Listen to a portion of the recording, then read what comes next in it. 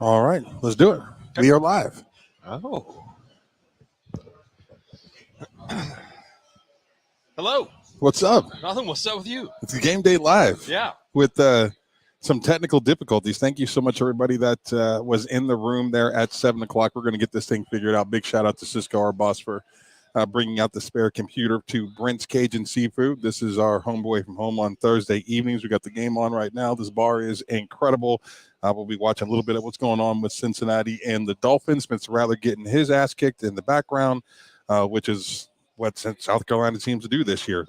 Weird choice by him. But we're going to talk Sooners. We're going to talk Cowboys. We're going to talk about this game. We will be live again on Game Day Live this weekend. We have a ton of fun. We've got football all morning, all afternoon. This is going to be an epic weekend for both the Cowboys and the Sooners. Yeah, it will. Early start, 11 o'clock for OU, and then 2:30 for Oklahoma State. So you have the evening to go mess around. But two pretty important games. Yeah. Very important for OU.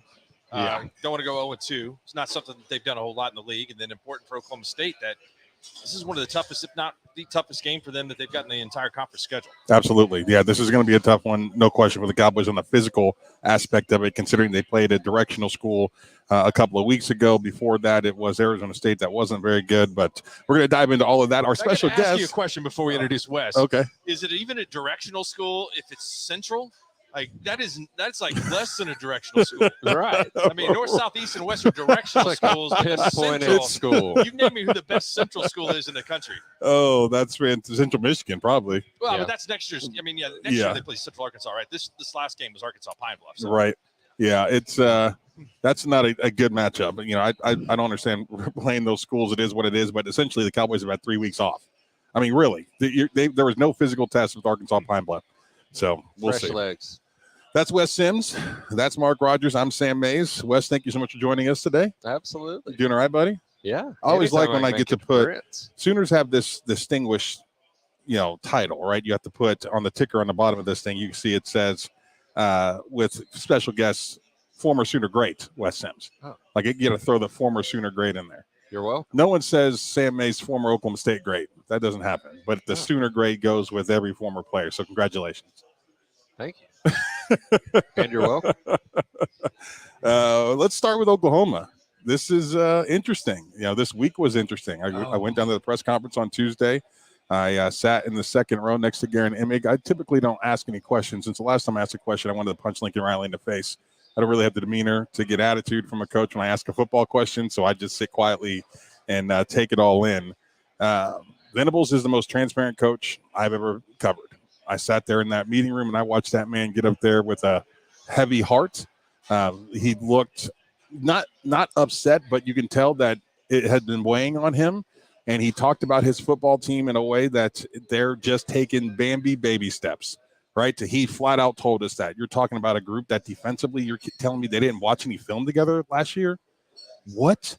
The defensive unit didn't sit down on Sunday and watch film together? Was only in groups? Just in groups. Like that right there shows you how screwed up it was with Alex Grinch. At the same time, that defense was running from the sidelines. So why waste the time in a group setting when you don't have to, right, with Lincoln Riley? That makes sense to me. They focused on was turnovers. So, Right. I mean, that was get there and get a turnover. So you got to think that the academic work that he's having to put in with this group, and essentially what is 8 weeks, you had the bowl weeks to it, fine. So you got like 11 weeks or 10 weeks of actual pads to get ready for a football season any given year.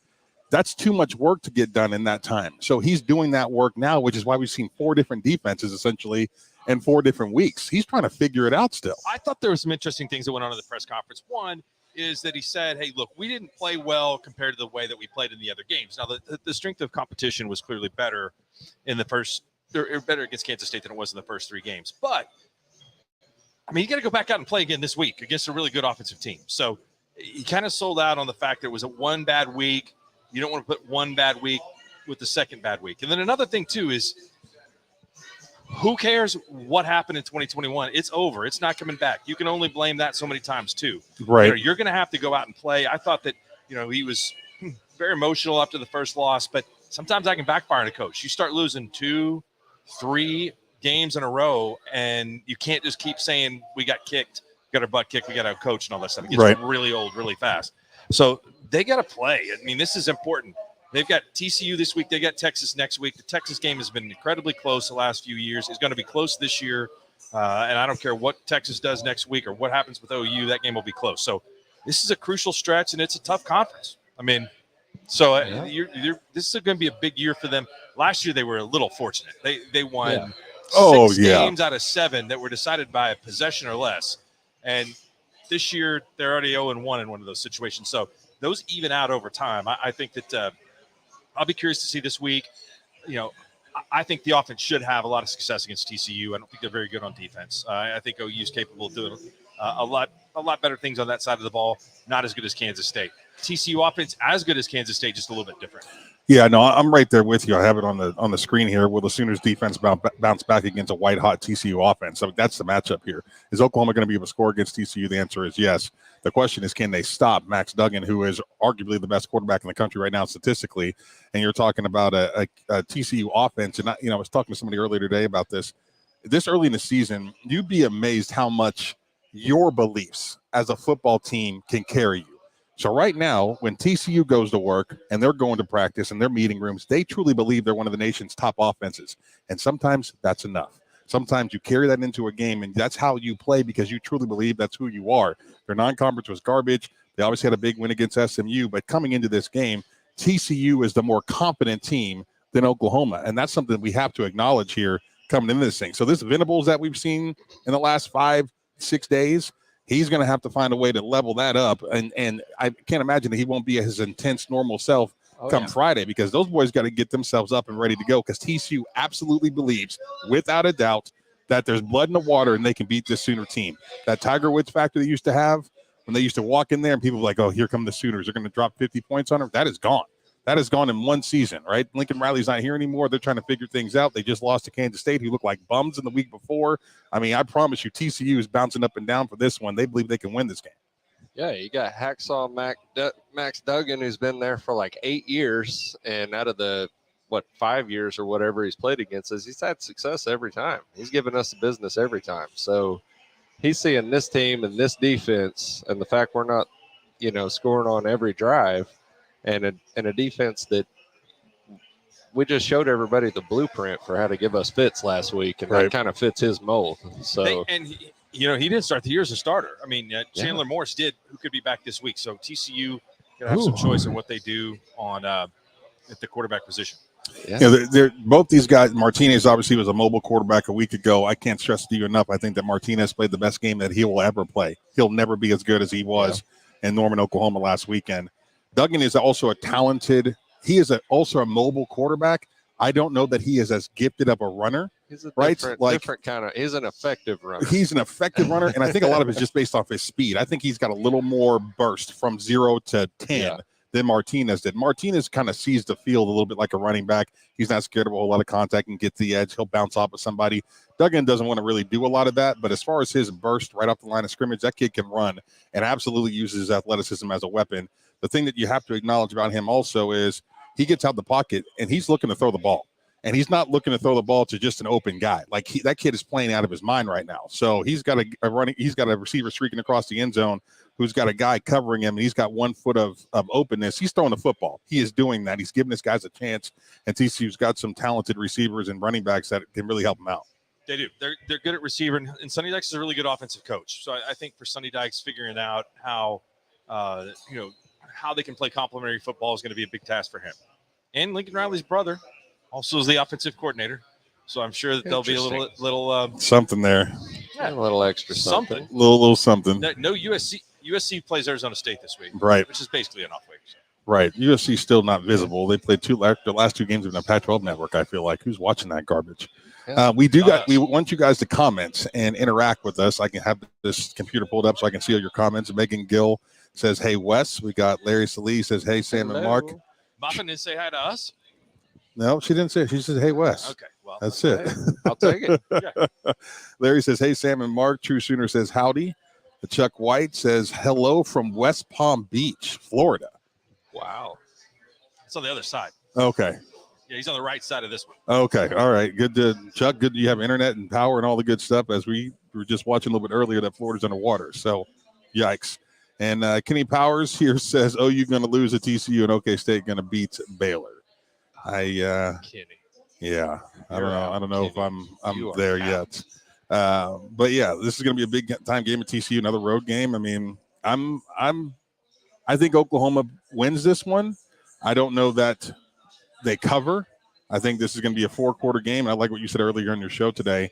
The over is the bet here, right? I think so. Well, OU's 43-1 in the last 44 games after a loss. That's kind of hard to ignore. That now, none of those have been under Brent Venables, but it's been a lot of the same players that have been there that have been capable of pulling that off. Lincoln broke our streak there. Pretty resilient. Yeah, I'm excited / concerned about all 3 of the next games, to be honest with you, because Kansas, I mean, they're tough, and that quarterback is scary. After the Texas game, after this tough stretch, depending on what's going on either way, it could be a little bit of a letdown, and they are good on offense. Right. Yeah, I don't think anybody can overlook that offense. That quarterback's dangerous. So what are we thinking for scores wise OU TCU before we move on to the Cowboys? All right, I'll give you my score. Okay. I think it's OU 45, TCU 27. Oh, okay. All right. That's pretty close. I was going to say 45-35. No, 45-30. You got to get it within 7. Yeah. Wait, so I want 45-40? There you go. Yeah, that let's works. go 45-40. I think it's a close one. 41-33. Nice. So we all pick Oklahoma to bounce back and beat TCU. I would, I'm just warning y'all, when you tune into this game, I have a bunch of Sooner friends and people are excited about the football season. And after the first loss, they seem a little down in the dumps. Y'all just need to take each weekend as it is and understand that there's a lot of work that's being put in and it's not going to be perfect. I mean, bottom line. It's going to take a minute. I was pretty frustrated driving home after we did the Game Day Live last week. It's so much that they deal in absolutes, right? Dylan Gabriel sucks. Right. Or the defense sucks. Right. Or the defensive line is Right. terrible. It's all garbage. There's not enough respect paid to the fact that there are other teams out there that sometimes play well. It was pretty obvious by the eye test that Martinez played a good game. Yeah. And that Kansas State has had success against OU, so that's not anything new.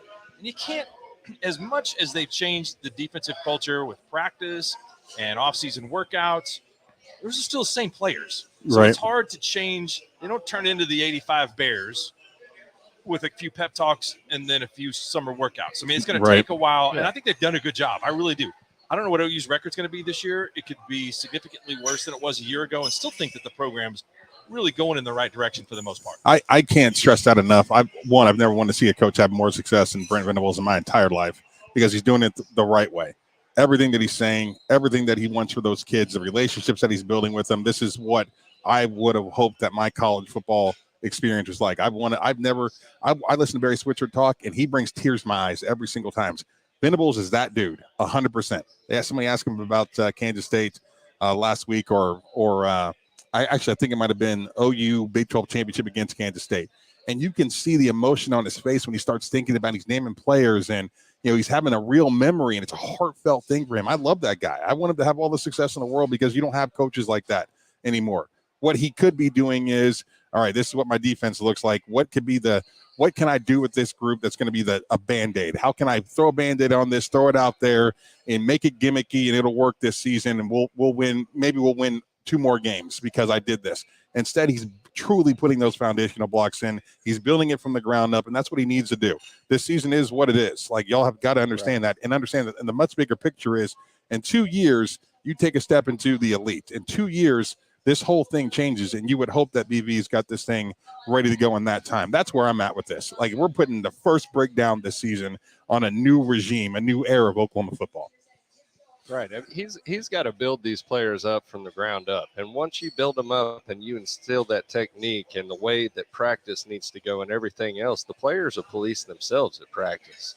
Right now, they're having to teach everybody how to do everything the correct way. Right. Because what they've done for the last 4 or 5 years is different.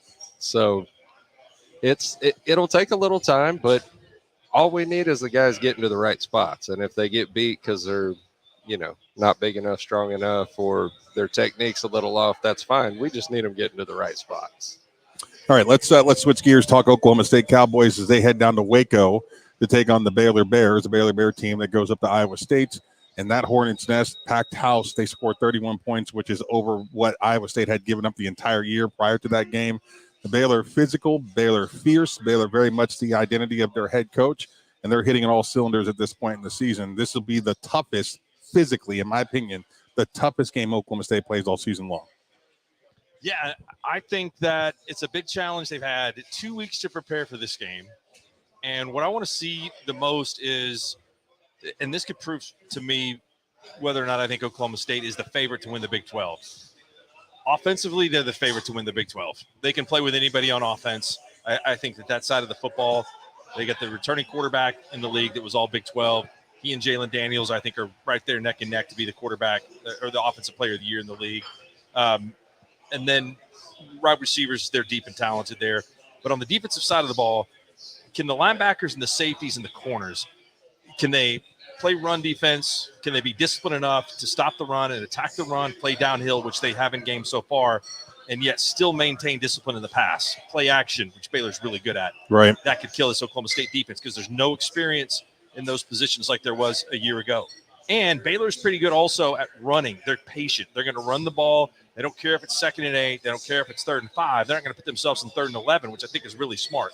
3rd and 4, 3rd and 5. They tore Iowa State up with a lot of play action.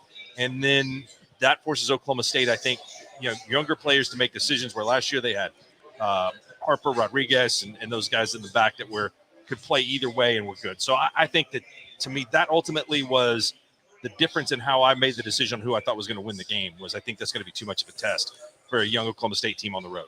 I think that the one thing that Oklahoma and Oklahoma State will share throughout this entire Big 12 season is the youth is a problem, because I went through every Big 12 team this week and looked at their offensive line.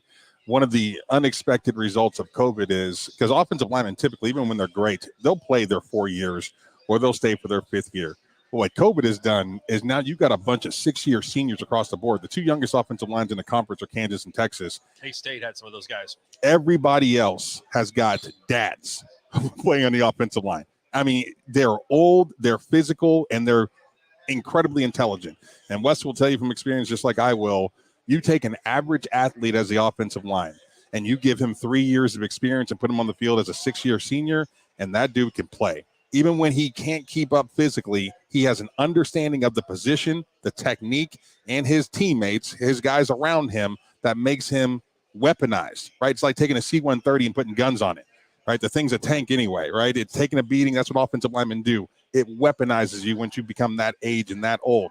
Every line in the conference, other than Kansas and Texas, is that veteran. So TCU this weekend, bunch of dudes that can play and played a lot of football. Baylor, a bunch of dudes that can play and played a lot of football. So I'm a little bit concerned about them being able to just stay on the field all day. Like, I think that the Baylor offense is going to be able to really, you're talking 10, 12-play drives out of that group. They can play time, possession football, and then give that defense, led by Siaki Ika and Jackson Player, a chance to sit on the sidelines and rest. If those 2 dudes are rested for 4 quarters, Oklahoma State's got no chance. Yes, I'm my biggest thing that I'm going to watch in this game is can that defensive line of Oklahoma State get any push to slow down these running backs? Because Baylor's had guys get banged up at running back, but they've got like 3 guys they can rotate in, and they're all good. And they're all different kind of good. So that's even more dangerous. Well, I even thought one of the things that Central Michigan did well against OSU was respect the edge. Like, those guys who can really rush the passer. Oh, yeah. State's got a bunch. So our quarterback, we're going to get this out. We're going to throw here. We're going to throw here. It's going to be 1,000, 1,002, throw the ball. And I think that Baylor can do that pretty well. I don't expect them.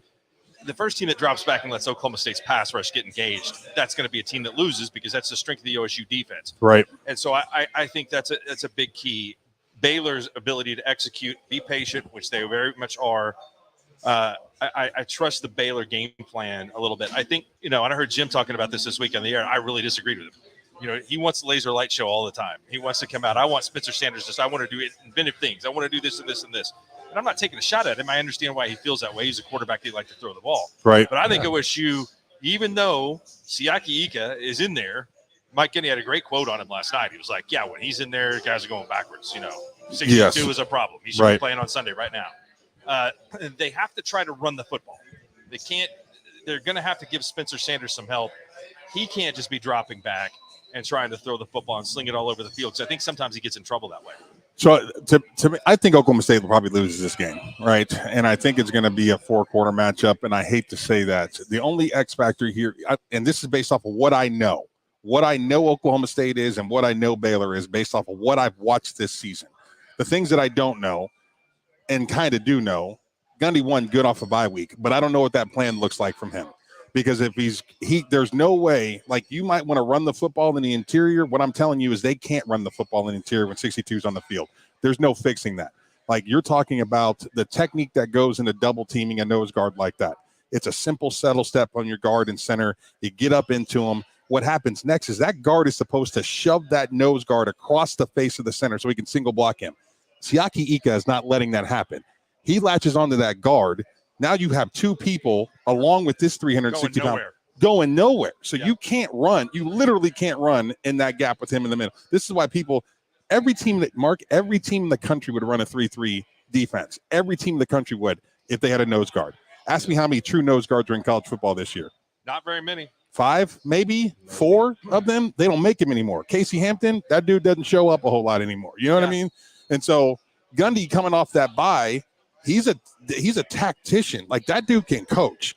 So if he's got a plan to circumnavigate that kid, block him with some unfamiliar schemes, maybe leave him unblocked. I don't know what that might be. Then look, maybe we have something there. The other X factor here that I don't know, because I've seen Sanders play great for the first 3 games, but I can't look at the competition and say that I know anything based off of that other than, man, he looks like a Heisman Trophy candidate against bad teams. If that dude comes out and plays like he did in the last 2 games against Baylor, then Oklahoma State can win this game. So to me, for them to win, it's Spencer Sanders has got to be a Heisman Trophy candidate caliber guy, and Gundy has got to have schemed that offense in a way that he can circumnavigate Jackson Player and circumnavigate Siaki Ika in the middle, and they come up with 150 yards or close to it in rushing. That's how they win. But with what we've seen, I got to go Baylor gets this one done. Close game, probably within a touchdown, but man, they're too good on that defense to get it done. Echo that completely. I agree. I'm going to have to see Spencer not turn the ball over in a big game before I can bet on him. Respect. Absolutely. I feel that. I mean, 4 turnovers in the Big 12 championship. He did pretty good in that game against Notre Dame, if he though. doesn't turn it over, they got a chance. Right.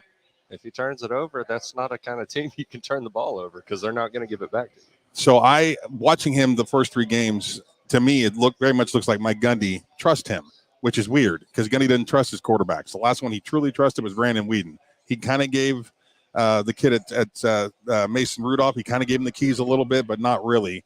You watch Sanders the last 3 games, he has just given him the keys to the kingdom.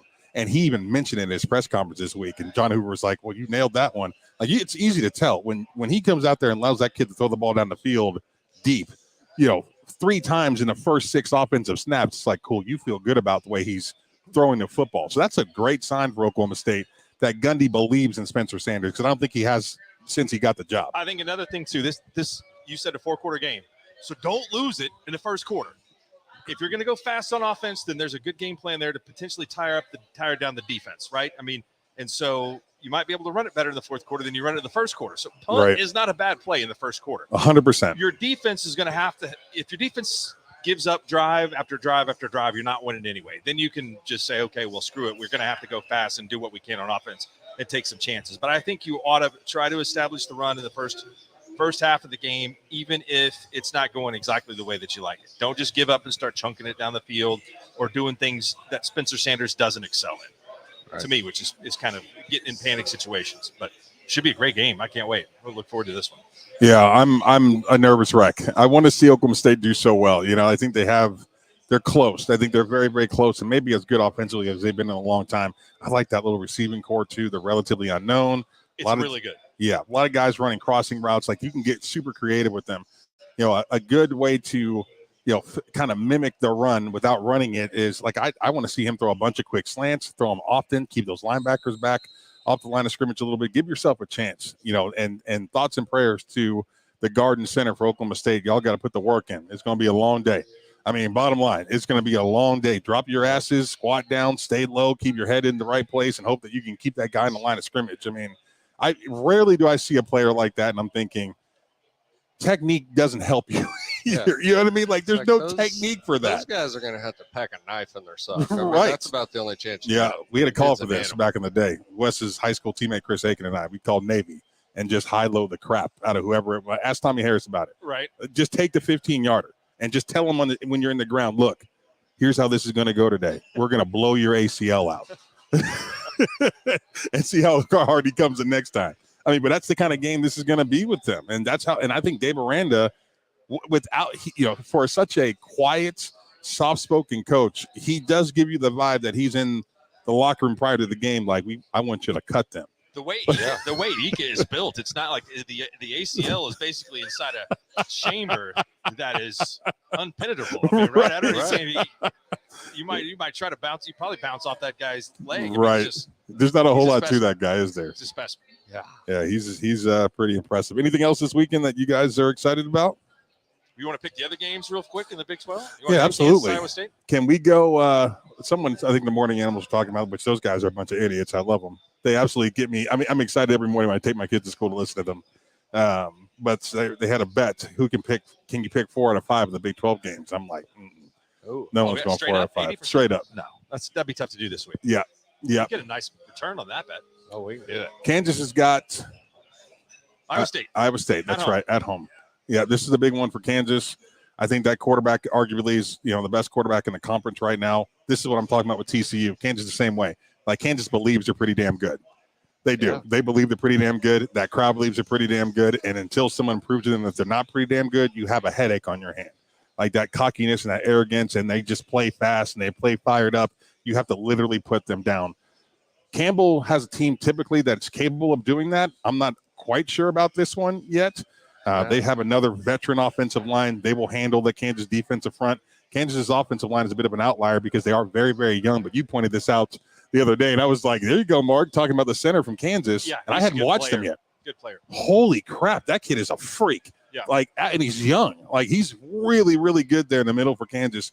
So if he can keep that nose guard from Iowa State from being in the backfield, that quarterback will throw the ball all damn day. He's about as confident as anybody in the country right now. He'll run it. If not, he will run it and run it with a presence. Like, that dude is good. So I like Kansas to win this one. Okay, I got Iowa State to win this one. I'm going to take Kansas. Okay. All right. Why Iowa State? Because I just think that this is easily the toughest test so far for KU. And I think Iowa State's going to be good enough on defense to slow them down. And the two teams They're played. going to be mad. Two teams played last year, and it was an absolute rout. So How about our guy Chris Aiken, who we were just talking about? He He's texted alive. the good old Navy call. Memories. Oh, Yeah, man. If you got cheating, you're not trying. That's for darn sure. Okay, so Iowa State gets it done there. What's next? let's go Texas, West Virginia. Oof. This is a super tough one. JT Daniels, to me, is a talented quarterback. I feel like his receiving core lacking just a little bit there in Morgantown, not letting us really see how talented he is. I like West Virginia's offensive line. I like who they got in the backfield. I think, this is a team that could have came in and won 9 games this year, or won 6 games this year. So, I mean, I think that this is going to be about as evenly matched of a game that we've seen in a long time. I think if West Virginia goes to Texas, that probably gives Texas the edge. Yeah, I got Texas. I'm Big? taking Texas. Confidently? I'm against any quarterback that's transferred to 3 schools, so I'm out on him. Texas. Okay. I'll say by just outside the number. I'll say 10. Yeah, 10. 10 for Texas. Texas by 10. Okay. All right, last one is Battle of Unbeatens in the league. Oh, Texas Tech and Kansas State. It's at Kansas State. Yes. Yeah, give me – I think I wanted to lock this one. I think Kansas State's a 6-point favorite. 8. 8? Oh, I don't want to lock 8. ouch. I'll take Tech in the points, but I'll take K-State straight up. I would agree to that. Yeah, K-State Tech in the straight point. up. Yeah, K-State straight up. That's a good football team. They have a great offensive line. And if Martinez plays – let's say Martinez finishes the season at 80% he was against OU, they could play for a Big 12 championship. I liked them in the offseason. I really did. I think, you look at the representation on the All Big 12 team, they got guys at every level of the defense that were preseason All Big 12, and I think they kind of show up there. I thought that Martinez would be an improvement at the quarterback position of what they had last year. It wasn't that way in the first 3 games, but it was in Norman, so we'll see what happens. Yeah, The he rest of showed the way. up in Norman. I mean, they're set for the letdown, but with that ugly loss they had early, I think they're going to be on fire for a couple weeks. You guys think the Big 12 scheduled purposely the Battle of the Sunflower State, the last game of the year, in case it was for the a spot in the championship? K-State and Kansas, that's amazing. Absolutely. That game is going to – let's hope that they're both good still when they come to that game. Well, who knows who's going to be in the race at the end of the season. Right. Okay. All right. Is there any other games around the country? NC State and I like Clemson a lot now. Clemson. Okay. More than a touchdown. DJ Uiagalelei is, you got to give him credit. He's fought through a lot of adversity. There was a moment with that kid that I thought they're getting ready to lose him. Kind of like Spencer Rattler that we're watching. You just never know when these kids are coming with such highly touted, they're going to be the greatest thing ever. That dude had a Dr. Pepper sponsorship last year and wasn't worth the crap. In Fansville.